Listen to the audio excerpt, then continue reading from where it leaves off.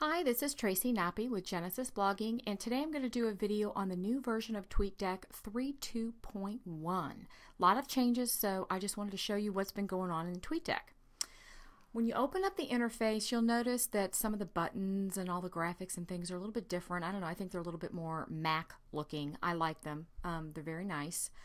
Up here you still have the same compose button that we've had in the previous couple of versions, where you can choose which account or accounts that you want to send a tweet from, and you can click this to add more accounts. So that's pretty much the same. Over here you have where you want to add a column. This is different. Here you choose the account that you want to work with. Okay, if it's a Twitter account, if it's a Facebook account, you would, select that and choose which one, or your MySpace or whatever. You would just click those to administrate those accounts within TweetDeck. But over here, if you've got multiple Twitter accounts like I do, you would just choose that. And right now I'm working with my main one. These are the lists, the searches actually, that I have created or that I look at. For example, if I wanted to delete one, say I have a duplicate here, I would click the trash can and then click the check mark, and it will be deleting that duplicate one. Here's the groups, the actual TweetDeck groups that I have created, and or Twitter lists. And you'll notice here it says, if it's got the blue T next to it, that's a Twitter list. If it's got the little Twitter bird or the TweetDeck bird, then that's a TweetDeck group. And so I can, add a new list from here, or I can search by a list name, like this name right here is the URL for a Twitter list, and I can add that too. Here's the core for your core columns, like all friends, mentions, direct messages, new follows, and favorites, and of course the other options here that TweetDeck always has. Let's look at the new followers, because that is a new thing that they have. Instead of having to go to the twitter.com website to see who has recently been following you, and to, if you vet your followers at all or whatever, you'll notice here that these are some new people that are following me. And when you mouse over their avatar, it gives me some different options than it does if I was mousing over these. This is the standard avatars. But for these folks, I can reply to them, I can send them a direct message, I can block them, or block and report as spam. Or, of course, I can follow or just click the block or follow button here. And, of course, you can still add them to a group or a list if you want to. So you can, create a new list for them, or add them to one of these groups just by checking the box next to it. So I really like that. You don't have to go to the Twitter website anymore to vet your new followers. That's pretty cool. So, and this right here is to check out somebody's profile. So say you want, you see somebody, you want to check out their profile, find out a little bit more about them. It now will open this up, and this is also a little bit different than what we've seen before. Here it gives, my username, my Twitter name, a little bit about my bio. It shows you my bio. If I expand this, it'll tell you what time zone I'm in, when I joined Twitter, all that sort of stuff. Now, the followers and the following, it just gives you that information. You can't really go look at those people necessarily, but I can choose to look at tweets of somebody, or I can click the lists. And here you have some options. I can choose to view the list that they own, the list that that person has chosen to follow, or lists that person has been made a member of. If somebody else has added, that person to a list, you can look at that. And then, of course, again, you can choose to follow, all from right within there. Pretty nice. The other thing that I wanted to talk about is something that I have, mentioned on Twitter before, is filtering the column. And in this case, I've been getting a lot of Britney porn spam for some strange reason. People using the mentions, it's got my username, like a reply with this horrible avatar and, pornographic stuff. So I have chosen to choose text. You can also sort by name, source, or time, and then exclude. If you choose the minus sign, that it will exclude any mentions of this word. At this point, TweetDeck's still working on fine-tuning that. Richard Barley is the community manager for TweetDeck, and he assures me that they're working on a better filtering system to combat the spam.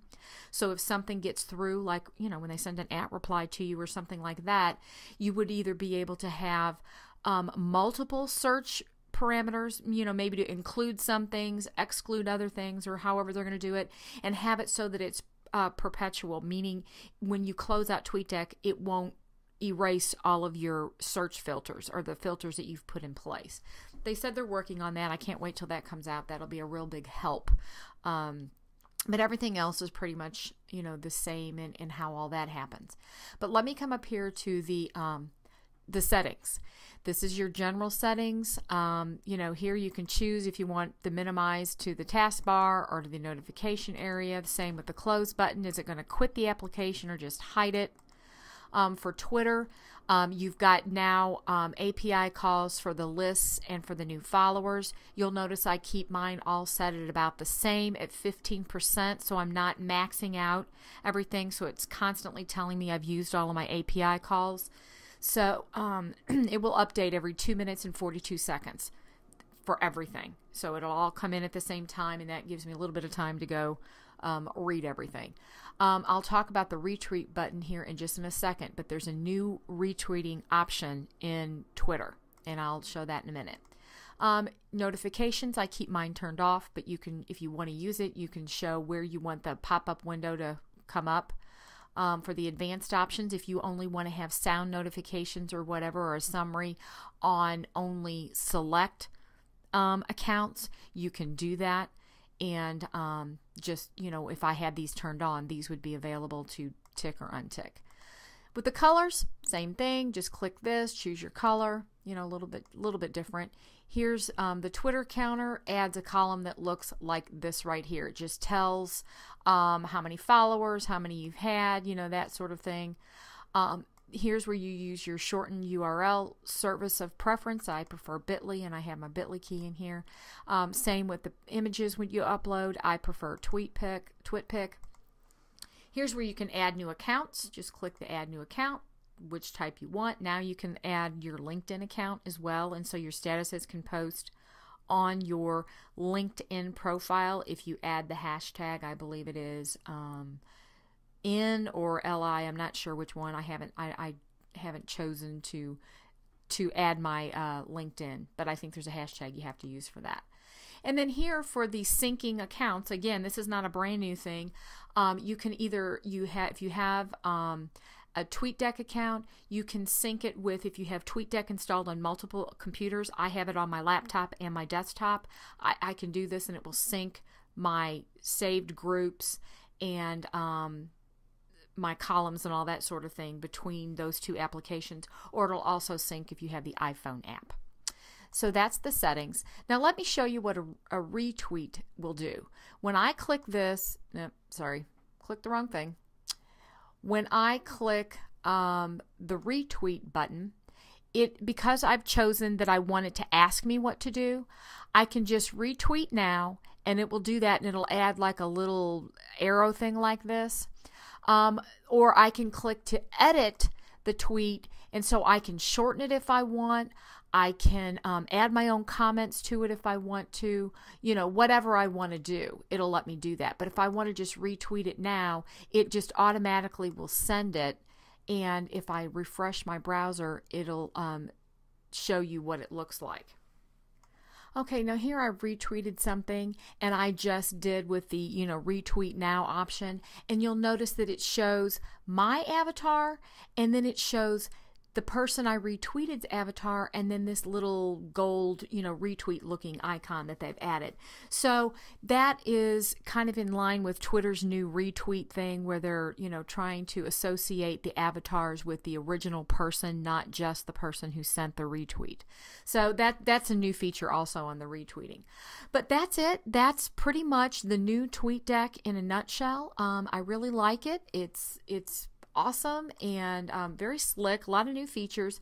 Can't wait till they get the filtering thing straightened out. It's still, you can only put in one search parameter at a time and filter for trying to combat spam. But you do still have the, you know, if you want to, you know, block and report as spam somebody, you can do that, and I use that feature quite a bit on TweetDeck.